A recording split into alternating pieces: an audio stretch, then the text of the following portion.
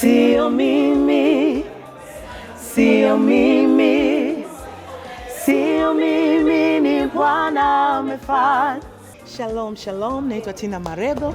Nakaribisha tena tarehe 31 kwenye mkesha wa kukaribisha mwaka. Yani vibe la kutosha. Tutakuwepo tena siku hiyo. Kwa hiyo yani nikwambieje, sababu kuna vitu vizuri sana siku hiyo. Kesha utaanza kuanzia saa 2 mpaka saa 6 kamili. Na kukaribisha uje kupokea neno la Mungu. Neno hilo litakubadilisha wewe pamoja na familia yako. Nakaribisha vitongoji vyote, Banana, Gongo la Mboto, Chanika, sijui wapi, Ubungo, Sinza, wote kwenye vitongoji vyote nawakaribisha. Lakini bila kusahau, kwa hiyo Ufunuo itakuwepo kuhudumu siku ya leo. Kwa hiyo usikose. Na kukaribisha sana mama, baba, kaka, mjomba, shangazi na wewe unayeniangalia hapa. Sio mimi, sio mimi, sio mimi, ni Bwana amefanya.